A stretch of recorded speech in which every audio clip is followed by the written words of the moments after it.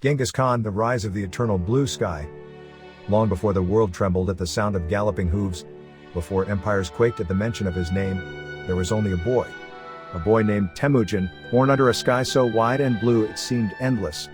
In the rugged, unforgiving Mongolian steppe, the winds carried more than dust, they carried dreams of conquest, survival, and destiny. Temujin was born around 1162, into the Burjigin clan, destined for greatness though he did not yet know it.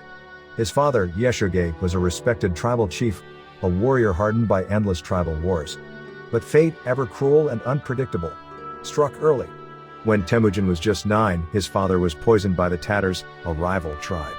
Suddenly, the boy who had been born into privilege was abandoned, cast out along with his mother Hoelun and siblings by their own clan.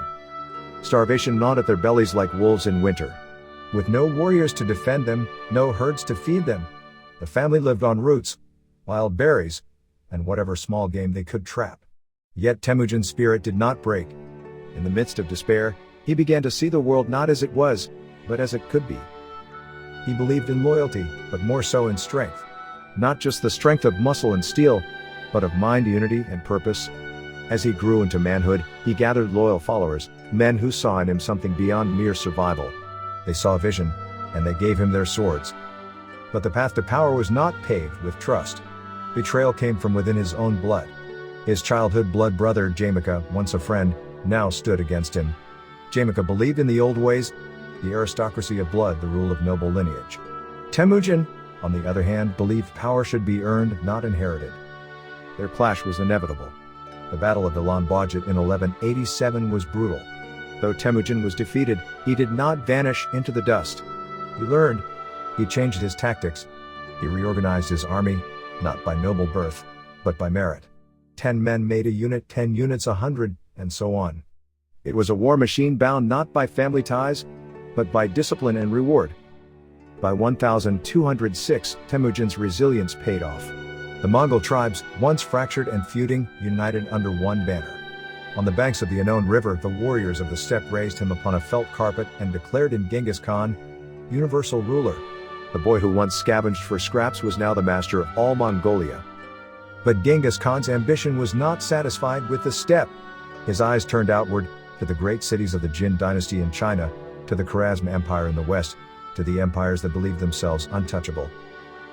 He moved like a storm. His armies, swift as hawks, devoured kingdoms before dawn. He did not wage war for cruelty's sake, though he was feared for his ruthlessness. Cities that resisted were razed, their people slaughtered. But those who submitted often found justice, trade, and even religious freedom under Mongol rule. Genghis believed not in erasing cultures, but in controlling them. One tale of wrath defined his fury. When the Khwarezm Shah foolishly executed a Mongol trade envoy, Genghis Khan responded not with a letter, but with fire and blood.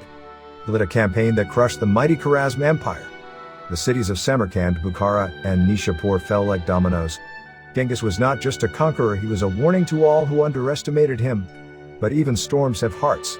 He loved his first wife, Orda, with a loyalty few ever saw. It was for her he first rode into battle as a young man, to rescue her from kidnappers. His sons, especially Ogedei, he groomed not just as warriors but as rulers. Genghis valued wisdom as much as he valued might. He consulted scholars, respected craftsmen, and even invited religious leaders from many faiths to his court. His empire was more than an expanse of conquered lands, it was a new world order. Roads were built, trade flourished, and the Silk Road pulsed with life. He established a postal system, a form of written law, and promoted officials based on merit rather than blood. For a man born of nothing, he gave the world systems that outlived even his empire. Still, the old warrior knew that time would eventually come for him, as it did for all.